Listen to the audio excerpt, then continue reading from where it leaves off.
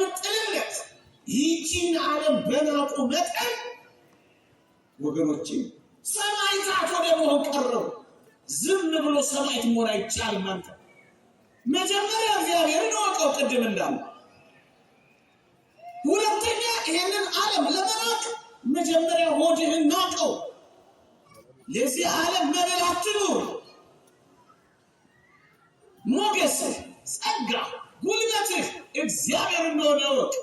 ወገኖቼ አንዳንድ ሰዎች በጣም ብዙ መጾም፣ በጣም ብዙ ከእግዚአብሔር ጋር መጸለይ፣ ሰውነትን ለመንፈሳዊነት ማድከም በዚህ ዓለም ላይ አቅመ ቢስ የሚያደርግ ይመስልናል። ይዋቸው እነዚህ ሕፃናት በጣም ጾመኞች ናቸው፣ ግን በጣም ህልም አላሚዎችና ባለ ራእዮች ናቸው። ወገኔ በበላ መጠን ህልምህ ይበላሻል። በአልጋ ላይ ተኝተህ በዝሙት ህይወት ውስጥ ብቻህን ትኖራለህ። በጣም ጻም፣ በጣም ጸሎተኛ ስትሆን ህልምህ ራሱ ንጹህ ይሆናል። ጸሎትህ ራሱ እንኳን እግዚአብሔር አጋንንት ይገጠቀጡበታል። ዳንኤልንም 3 ደቂቅ የሚዋቸው ህልም አላሚዎች ባለ ራእዮች የሆኑት ለምን ይመስላችኋል? በላተኞች ስለሆኑ አይደለም፣ ጻሚዎች ስለሆኑ ምግብ ስለተው ነው። ይሄን ዓለም ከመተው በፊት ወዳጄ በመጠን ተመገብ። ቢያንስ ምግብ ተው እያልኩ አይደለም፣ ግን ምን አለ በመጠን ብትመገብ። እዩት ይሄን ዓለም አቅርቦቱ እንዴት እንደጨመረ። ድሮ ግሮሰሪ ቤት ስጋ ቤት አልነበረም። ድሮ ግሮሰሪ ቤት ባንዳ ነበር። ድሮ መጠጥ ቤት መጠጥ ብቻ ነበር።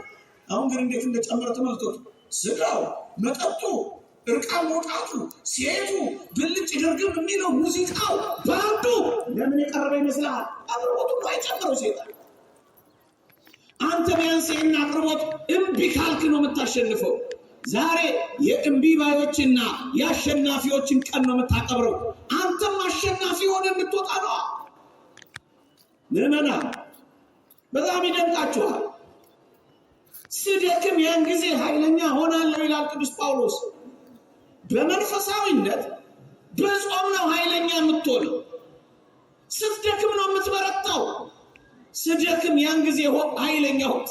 ዳዊትን ተመልከተው። ከዳን እስከ ቤርሳቤ አንቀጥቅጦ የገዛው ንጉሥ ዳዊት ጿሚ እኮ ነበር ወገኖቼ። ኃይለኛ ለመሆን በላተኛ መሆን አይጠበቅብህም። ዳምፔል ማንሳት አይጠበቅብህም። ጠቅጥቀ መብላት አይጠበቅብህም። ኃይለኛ መሆን ከፈለግ እንደነዚህ ሕፃናት ሁሉ ወገኖቼ ጿሚዎች ሆኑ። በቃ የኃይለኛነት ምስጢር ያለው እዚህ ጋር። የጉልበተኛነት ምስጢር ትፈልጋለህ? ሐናንያ፣ አዛርያ፣ ሚሳኤል ወይንም ነቢዩ ዳንኤል ጋር ተመልከቱ ወገኖቼ። እንደሱ ሆኑ። ስለዚህ ድሎታቸውን ረገጡ። የዚህችን ዓለም ድሎት ናቀው። በጣም አጭር ነው ደስታዋ ወገኖቼ። የእግዚአብሔር ቃል እንዲህ ይላል፣ ዘመኑ አጭር ነው፣ ርኩሱም ወደፊት ይርከስ፣ ጻድቁም ወደፊት ይጽደቅ። ዘመኑ አጭር ነው ይላል። የዚህ ዓለም ድሎት አጭር ነው። የዚህ ዓለም የምግብ ጣዕም አጭር ነው። የዚህ ዓለም የአይን አምሮት አጭር ነው። የዚህ ዓለም የልብ ምኞት አጭር ነው። ረዥም መስሎ ለመናቅ እንዳትሳሳ፣ በጣም አጭር ነው። ልዑል ራስ ካሳ ፍኖተ አእምሮ በሚለው መጽሐፋቸው በጣም አጭር መሆኑን እንዲያርገው ገልጸውታል። ስለሚደንቀኝ ለአንተም ብነግርህ ደስ ይለኛል።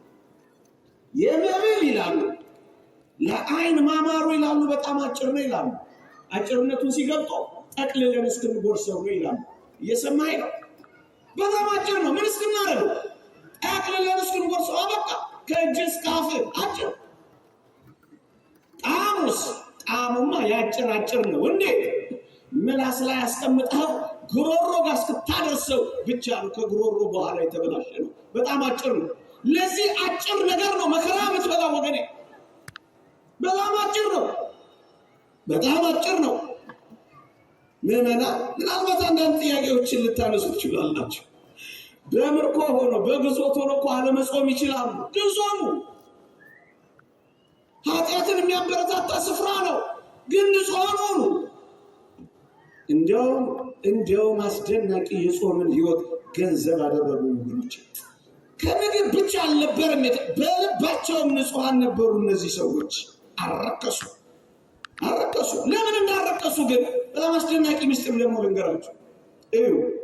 እነሱ በድሎትና በመቾት ቢኖሩ ወገኖቻቸው ግን እዛ በኢየሩሳሌም ገና በረሃብና በድህነት ውስጥ ይማቅቃሉ። ታዲያስ ወገኖቻቸው በድህነት እያሉ እነሱ እንዴት በተድላ ደስታ ይኖራሉ? መርከስ ያልፈለጉት እኮ ለእግዚአብሔር ለመገዛት ብቻ እኮ ፈልገው አይደለም። የወንድሞቻቸውን ስቃይና ድህነት ረሃብ እያሰቡ እኮ ነው ቅምጥልነትን የሚናቁት ወገኖች። ምዕመናን አሁን እዚህ ድሬዳዋ አካባቢ ትንሽ አየት ሳደርግ ጩኸቱ እንዴት በርክቷል መሰላችሁ? አሁን እንደዚህ የምንጨፍርበት ዘመን ነበር ወገኖች። አሁን እንደዚህ የምንጮህበት ዘመን ነው በእውነት። አሁን እንደዚህ የምንዘልበት ዘመን ነው። አሁን እንደዚህ በጥጋብ እስክስታ የምንደልቅበት ዘመን ነው።